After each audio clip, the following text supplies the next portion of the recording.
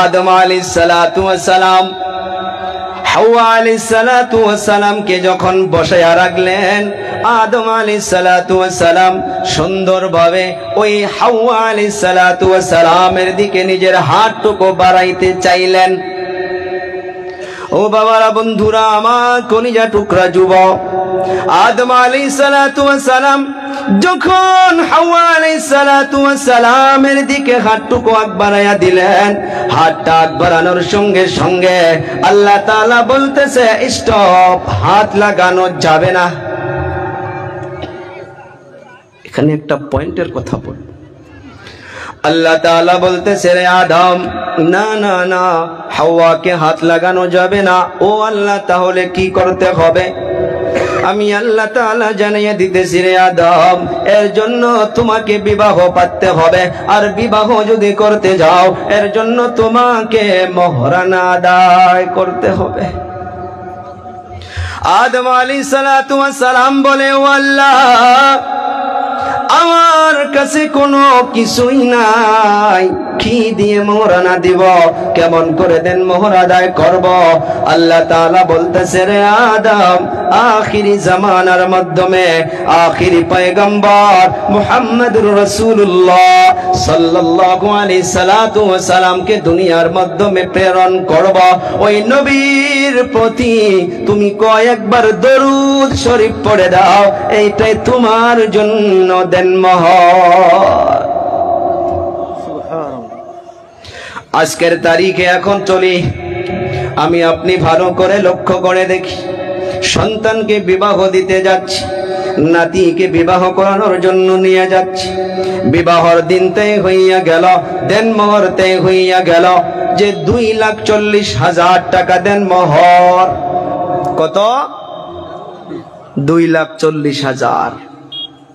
আল্লাহ তাআলা হুকুম করলো, দেন মোহর দিয়া তারপর তুমি তোমার স্ত্রীকে স্পর্শ করো, তারপর তুমি তোমার স্ত্রীকে তুমি গ্রহণ করে নাও।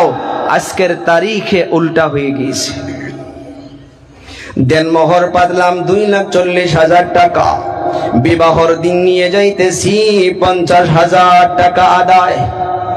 সুন্দর করে অমুক গ্রামের অমুকের ছেলে অমুক, অমুক গ্রামের অমুকের মেয়ে অমুক, 2,40,000 টাকা দেন মোহর ধার্য করিয়া 50,000 টাকা আদায় দিয়া বাকি টাকা বাকি রাখিয়া তোমাকে শাদী করতে আসিয়াছে। ও কন্যা, তুমি রাজি আছো কিনা? সে তো বলবেই রাজি আছি, সে তো বলবে, অবশ্যই বলবে যে আলহামদুলিল্লাহ আমি রাজি আছি। না বললে চাচিগুলো দাদিগুলো বলবে, বল বল, দেরি করা যায় না, বল। ধ্যান দিবেন। হ্যাঁ, এগুলো আমরা ইসলাম বলে মনেই করি না ভাই, চলছে সমাজে, সমাজে চলছে এগুলো। বিবাহ হইয়া গেল, প্রাপ্য ছিল যে মেয়েকে তুমি দেন মোহর কমপ্লিট দাও। অর্ডারটা কার ছিল? এই কথা কয় না ভাই, আল্লাহ আদমকে, অর্থাৎ সারা পৃথিবীর সর্বপ্রথম আমার আপনার আব্বু জানকে আদম আলাইহিস সালাম, আম্মা জান হাওয়া আলাইহিস সালাম। يا أيها الناس إنا خلقناكم من ذكر وأنثى وجعلناكم شعوبا وقبائل لتعارفوا। আল্লাহ তাআলা দুনিয়ার মাধ্যমে একটা বাপ একটা মা, এই দুইজন মানুষের কাছে সমস্ত সন্তানকে আল্লাহ তাআলা দুনিয়ার মাধ্যমে ছড়াইয়া দিয়েছে। ওই আদমের হুকুমে উপরে আল্লাহ তাআলা দেন মোহর দেওয়ার জন্য বাধ্য করাইলেন যে পয়সা নাই, তুমি আখিরি নবীর প্রতি দরুদ শরীফ পড়ে দাও, তথাপি দাও, দিতেই লাগবে, বাধ্যতামূলক দিতেই লাগবে। ও বাবা, আগের জামানায় এত এমন ছিল না।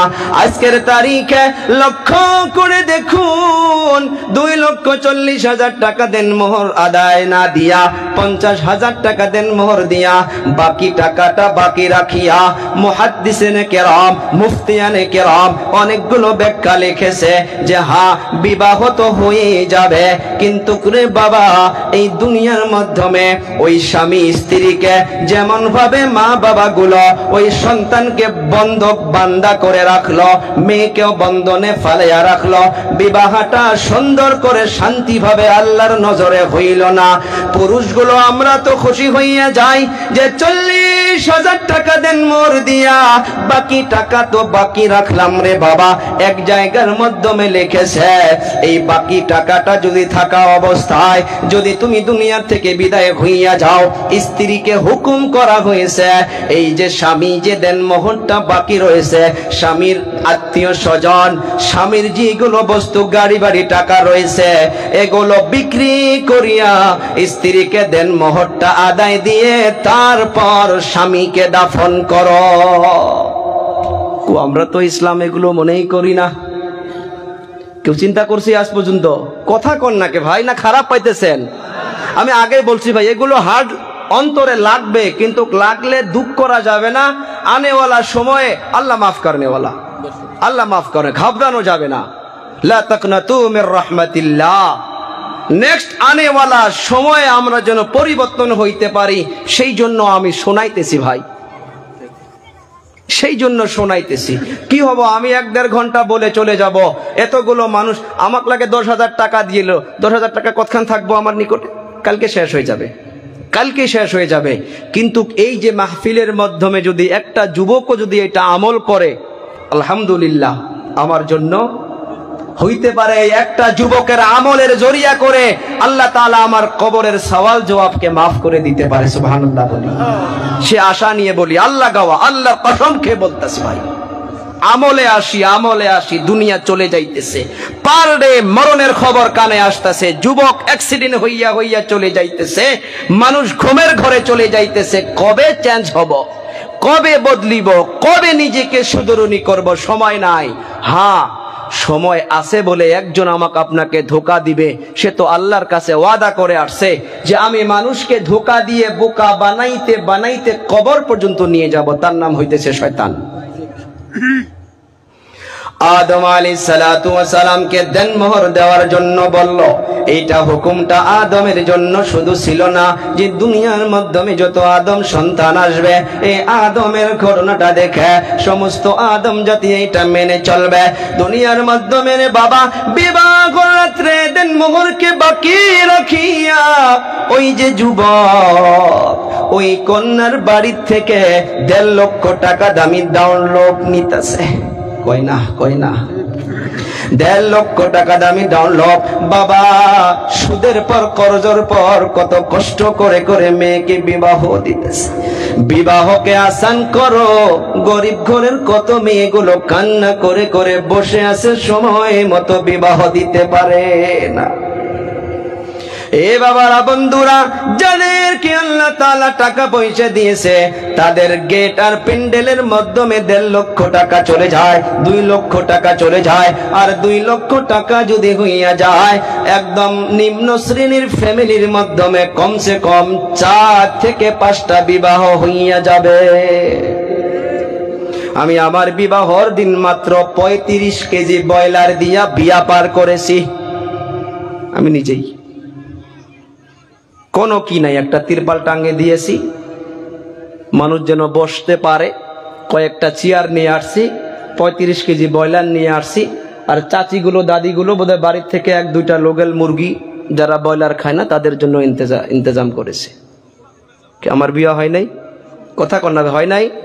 আমাকে আল্লাহ সন্তান দেয় নাই? বিবাহকে আসান করি, আমরা তো টের পাই না। অনেক ফ্যামিলি এরকম আছে যারা টাকা পয়সার জন্য আপন মেয়েকে বিবাহ দেওয়ার জন্য প্রস্তুত হইতেছে না। 5 টাকা 10 টাকা 100 500 করে পয়সা জমা করে, যে আজকের জামানায় কমসে কম তো খাট পালঙ্ক সেটটা তো দিতেই হবে ভাই। সেট যদি নিম্ন শ্রেণীর দিতে যায় তাও 1 লক্ষ টাকা লাগে, 1 লক্ষ টাকা কমসে কম লাগে ভাই। আমরা বিবাহকে আসান করি, ফ্যামিলির থেকে বদদিনী, আমরা তো এগুলো খেয়াল করি না যে বদদিনী কবে দূর হবে। বাস একটা জিনিস শিখেছি, ছোটবেলায় আমরা বিবাহ দেওয়া শিখছি, বাস যেটা সরকারও নারাজ, আর সরকার নারাজ তার সাথে আমরা মানুষও পেরেশান। হাসপাতালে গিয়ে লক্ষ্য করে দেখেন, যেগুলো ছোটবেলায় বিবাহ হয়েছে, ছোট্টবেলায় যেগুলো বিবাহ দিয়েছে, তারা বেমারের মাধ্যমে লিপ্ত হয়ে আছে। 1 মাস যায় না, 2 মাস যায় না, তাদের বেমার। তারা বয়স না হওয়ার জন্য সন্তানকে জন্ম দিতেছে, এই সন্তানের মাইন্ড কমজোর হইতেছে, সন্তান ব্রেনিয়াল হইতে পারতেছে না, ইত্যাদি ইত্যাদি চলেই আসে। কারণ এখন বলবেন দাদাগুলো যে আগের জামানায় খাইছেন কি? আগের জামানায় শাকের মাধ্যমে বিষ দিছিলেন আপনারা? দেন নাই। মেডিকেলের মাধ্যমে আপনারা মেডিসিন দিছিলেন? দেন নাই। সবজির মাধ্যমে আপনারা মেডিসিন দিছিলেন? দেন নাই। ধানের মাধ্যমে মেডিসিন দিছিলেন? দেন নাই। আজ 32 বছর চলতেছে। 15 বছর আগে মাসকালাই, যেটা মাটি কালাই, যদি কারোবা বাড়িতে বানাইতো 2 কিলোমিটার দূর থেকে খুশবু পাওয়া যাইতো। আজকে তারিখে রান্না যে জায়গায় করতেছে, ওই ভাব নিয়ে সঙ্গেন, তাও বাসনা নাই। কোথায় আমাদের এনার্জি আসবে? ওই জামানা ভেবে আজকের তারিখেও আপনারা কম বয়সে বিবাহ দিবেন, তো বেমার হবে না কি হবে? আমরা নিজেকে চেঞ্জ করি, এগুলো জিনিস ফ্যামিলি মেনটেন করি আমরা ভাই। দেন মোহর কম দিয়া দিলাম, বাকি রেখে দিলাম, আর ওই বাকি রাখার পর একটা বাইকও নিয়ে আসতাছি, আবার বাইকের সঙ্গে খাট পালঙ্গ নিয়ে আসতাছি। আছে না নাই? খবরদার খবরদার, কোন যদি মা বাবা মেয়েকে নিজ ইচ্ছা ভাবে, কোনো আশা নাই, ডিমান্ড নাই, বিবাহর রাত্রে ইচ্ছে দিতে হবে তা নয়, সুবিধা হিসাবে যদি মা বাবা হিসাবে, দাদা দাদি হিসাবে যদি কোনো গিফট দেয়, সেটা কবুল করতেই হবে। নিয়ত থাকা যাবে না, আশা করা যাবে না। তারপরে যদি কিছু দেয় সেটাকে অ্যাকসেপ্ট করুন। কারণ হইতে পারে, যেমন আমার নানি, আমার ওয়াইফের নানি সব নাতনিগুলোকে একটা করে সোনার আংটি দিয়েছে। কি দিয়েছে? সোনার আংটি। আমাকে বিবাহর আগে বলল যে বানিয়ার দোকানে আসো, তোমাকে একটা সোনার আংটি দিব। সোনার আংটি পিন্দা যায়? পুরুষের জন্য পিন্দা যাবে কি? কাদের আগারে হাতে আছে? এখানে আছে না কারবা কারবা হাতে সোনার আঙ্গুঠি? নাই। যদি আছে, এটা ভাবিকে চাচিকে দিয়া দিবেন। আমার কথা শুনুন, আমাকে বলল আংটি দিলাম, আপনাকে বানান। আমি বলে, নানি জান আলহামদুলিল্লাহ, আমি কবুল করছি। আমার এই সোনার আংটিটা, যেটা দিয়ে যে দাম 10-12 হাজার টাকা হয়, এই সোনার আংটিটা ভেঙ্গে আপনার নাতনির জন্য একটা কানের ফুল বানাইয়া দেন। ভরেন চাই না ভরেন, তো ওই টাকায়, ওই 10-11 হাজার টাকা দিয়ে কানের ফুল বানাইয়া দিছে। কাজে আসছে না? আমি বলতেছিলাম, বিবাহর দিন থেকে আমার আপনার বাড়ির মাধ্যমে এই যে মুসিবত শুরু হইতেছে। বিবাহর দিন রে বাবা, সুন্দর করে টুপি পরিধান করে, পাঞ্জাবি জুব্বা পরে বিবাহ করার জন্য যাচ্ছে। গাড়ি থেকে নামার পর এমন ভাবে 5-7টা করে ডিজের মার এমন ভাবে কানের মাধ্যমে আসতেছে। ওই দিন তো আস্তাগফার বেশি বেশি করে পড়তে হয়, দরুদ শরীফ বেশি বেশি করে পড়তে হয়। কারণ আজ থেকে আরেকটা জীবন সঙ্গী এসে গেল, যার জন্য বিবাহর দিন 3-3টা করে আয়াত পড়া হয়। ইয়া আইয়ুহান নাসুত্তাকু রাব্বাকুমুল্লাযী খালাকাকুম মিন নাফসিন ওয়াহিদা ইয়া আইয়ুহাল্লাযীনা আমানুত্তাকুল্লাহা হাক্কা তুকাতিহি ইয়া আইয়ুহাল্লাযীনা আমানুত্তাকুল্লাহা ওয়া কুলু কাওলান সাদীদা। এর দ্বারা মুফাসসিরিনে কেরাম লিখেছে যে বিবাহ করতে যাচ্ছে তাকে বারবার সাবধান করা হইতেছে, রে বাবা, আজ থেকে তুমি সতর্ক হইয়া যাও, সতর্ক হইয়া যাও। কেন জানেননি? যে এতদিন তোমার মা ছিল, বাবা ছিল, বোন ছিল, ভাই ছিল, এদেরকে তুমি সমানভাবে মুহাব্বত করেছো। আজকে থেকে আরো একজন আসতেছে, ওই জন্য সতর্ক হইয়া যাও। তোমার মায়ের মুহাব্বত যেন কম হইয়া না যায়, তোমার ছোট ভাইয়ের মুহাব্বত যেন কম হইয়া না যায়, তোমার ছোট বোনের মুহাব্বত যেন কম হইয়া না যায়। এই মুহাব্বতকে কম করে দিয়া এখান থেকে তুমি মুহাব্বত নিয়ে যেন তোমার স্ত্রীকে দেওয়া না হয়। সেই জন্য আল্লাহ ডাক দিয়া বলতেছে, বিশ্বাসী বান্দাগণ, আল্লাহর জন্য ভয় করো, আর ভিতরে নতুন করে মুহাব্বত পয়দা করো, যে মুহাব্বত তোমার স্ত্রীকে তুমি দিতে পারবা। আমাদের হিন্দু ভাইগুলো পাক ঘুরে আর বলে সাবধান সাবধান সাবধান কয়, কিন্তু কোরআন থেকে নিয়েছে। সতর্ক হও বিবাহ করে আসার পর যেন তোমার মায়ের মোহাব্বত কম হইয়া না যায়, তোমার ছোট বোনের মোহাব্বত কম হইয়া না যায়। স্ত্রী আলাদা বস্তু, কিন্তু তাকেও তুমি আলাদা ধরনের মোহাব্বত দিতে হবে। এ বাবারা, বন্ধুরা, আমি বলতেছিলাম এই দুনিয়ার মাধ্যমে বিবাহ করে আসার পর এখন আমি আপনি যে সুখময় ফ্যামিলি জীবন যাপন করব, এর মাধ্যমে আমাকে আপনাকে অনেকগুলো করণীয় কাজ রয়েছে। আজ যদি নিজেই ভাবি যে সব দোষ হইতেছে ভাবির, সব দোষ হইতেছে চাচির, না রে বাবা না, এক নাম্বার হইতেছে স্যাক্রিফাইস করতে হবে। ছাড় দাও যে হ্যাঁ আমারও ভুল হইতে পারে, আপনারও ভুল হইতে পারে, কিন্তু যদি শুধুই বলি তোমার দোষ তোমার দোষ, নিজে কত ভালো, নিজেরও তো কিছু ভুল হইতেই পারে, সেই জন্য ছাড় দিতে হবে, ছাড়। দুই নাম্বার হইতেছে ঝগড়া করা যাবে না। এই বাবারা, বন্ধুরা, নবী আমার একদিন মা ফাতেমার ঘরের মাধ্যমে চলে গেল। মা ফাতেমার ওখানে যাওয়ার পর আওয়াজ দিতেছে, ও আম্মা জান, দরজা খুলে দেখে আলী নাই। ফাতেমাকে প্রশ্ন করে, কোথায় আলী, কোথায়? চারজন যে খলিফা, এই চারজন খলিফার ভিতরে দুইজন হইতেছে আমার আপনার নবীর শ্বশুর আব্বা, আর দুইজন হইতেছে মেয়ের জামাই। সুবহানাল্লাহ কই? আবু বকর আর ওমর শ্বশুর আব্বা, মাশাআল্লাহ। আলী আর ওসমান মেয়ের জামাই। আলীর বাড়ির মাধ্যমে আমার আপনার নবী চলে গেল, যে দেখে ফাতেমা একা একা আছে, মনটা নারাজ করে আছে। ও ফাতেমা, আলী কোথায়? বলে রাগ করে আমার আর আপনার জামাইয়ের সঙ্গে আলীর সঙ্গে ঝগড়া লেগে গিয়েছিল, ঝগড়া করে আলী বাড়ির থেকে যেন কোথায় চলে গিয়েছে। ইয়ানি সাহাবা সাহাবিয়াদের মাঝেও মধুর ঝগড়া হইতো, সে ঝগড়াগুলো আল্লাহ নিজেই করাইছে যে হায় আখিরি নবীর উম্মতের মাধ্যমে স্বামী স্ত্রী ঝগড়া লাগতেই পারে, সে ঝগড়াকে কেমন করে সলভ করতে হয় সেটা সাহাবা কিরাম এবং নবী আর মা আয়েশার মাঝখানেও ঝগড়া লাগাইয়া দিয়া সেটা উম্মতকে মেসেজ দিয়েছে যে তোমার মাঝে ঝগড়া লাগলে সেটাকে তোমরা এরকম ভাবে সলভ করবা। ফাতেমাকে প্রশ্ন করে আলী কোথায়? বলে গোসা করে চলে গিয়েছে। বলে কোথায়? বলে জানি না, বোধহয় মসজিদে নববীর ওই দিকে চলে গিয়েছে। আমার আপনার নবী শ্বশুর হইলে এমন হইতে হয়, এমনি রাগ করে ডাইরেক্ট থানায় চলে যাওয়া যাবে না। কথা কয় না? আপনার মেয়ে আপনাকে বললো আর জামার নামে এমনি টাকা বলে পয়সা বাই কর, বলে কোন থানা যাচ্ছে কি? বলে মেয়েকে জুলুম করছ, দেখাবো 12 বাজাবো আজকে। চলতেছে। আমি আগেই বলছি ভাই, এগুলো আমাদের ফ্যামিলি মিটার নিয়ে আলোচনা করতে। দেখেন নবী কি করছে দেখুন। ওলামা কেরামদেরকে জিজ্ঞাসা করবেন, এগুলোই সাপ বিচ্ছুর কিচ্ছা নয়, এগুলো সহি হাদিসের কাহানি বলতেছি আপনাদেরকে। নবী আলীর তালাশে বাহির হইয়া গেল মসজিদে নববীর ওই দিকে, রাগ করে গিয়েছে ফাতেমার সঙ্গে ঝগড়া করে, যে ফাতেমা জান্নাতের মাধ্যমে মহিলাদের জান্নাতে কি হবে? সর্দারনি হবে। কি হবে? সর্দারনি। আর ওই মা বোনদের সর্দারনির সাথে আলী হায়দার কাররামাল্লাহু ওয়াজহার ঝগড়া হয়েছে। আর নবী গিয়ে শ্বশুর আব্বা গিয়ে মেয়েকে জিজ্ঞাসা করে কি হয়েছে? বলে ঝগড়া হয়েছে, রাগ করে বাড়ির থেকে যেন কোথায় গিয়েছে।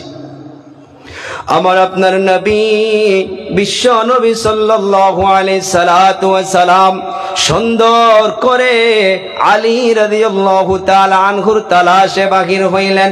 চলতে চলতে চলতে গিয়ে দেখে এক জায়গায় বালুর উপরে আলী রাদিয়াল্লাহু তাআলা আনহু ছোট বাচ্চার মতো করে বালুর মাধ্যমে গোর পারতাছে। স্ত্রী, যে স্বামীগুলো স্ত্রীকে প্রকৃতভাবে মহাব্বত করে ভালোবাসে না, তাদের অল্প কষ্ট কিন্তু সহ্য করতে পারে না। স্ত্রীর সম্মুখে কান্না না করলেও দূরে গিয়ে কান্না করে স্ত্রীর জন্য। অনেক দেখেছি আমাদের ওলামাদের নিকটে অনেকগুলো স্বামী আসে, বলে হুজুর এত মোহাব্বত করি হুজুর, তাও এরকম এরকম হয়, কোতে চোখের পানি বাহির হয়ে যায়। প্রমাণ পাইতেছি।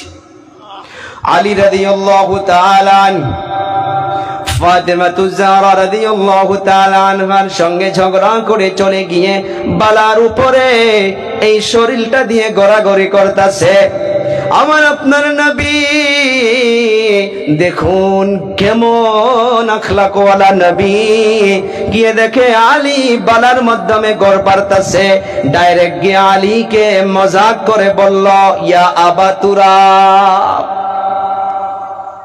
তুরাব মিনিংস বালু। আলীকে কি বলল মজাক করে নবী? এ বালুর বাপ। কি বলতেছে? বালুর বাপ। আমার আপনার নবী শ্বশুর আব্বা গিয়া জামার সঙ্গে মজাক করলো, রোমান্টিক করলো। আবার তারপর আলীকে হাত ধরে নিল, বলে কি হয়েছে? বলে না, নবী তো, শ্বশুর আব্বা হইলেও তো নবী, চোখ তুলে কথা বলে না। আজ যে সূরা আমি আলোচনা করতাম, মসজিদে নববীতে যখন যাবেন, নবীর রওজায় যখন সালাম পেশ করতে যাবেন, বাবুস সালাম বলে একটা গেট আছে, সেখানে বাবুস সালাম লেখা আছে। ঢুকবেন, যাইতে যাইতে যখন নবীর রওজা মুবারক পাবেন, নবীর রওজা মুবারকের উপরে কোরআনে কারীমের সূরা হুজরাতের একটা আয়াত লেখা আছে, ইয়া আইয়ুহাল্লাযীনা আমানু লা তারফাউ আসওয়াতাকুম ফাওকা সাওতিন নবী। তার মানে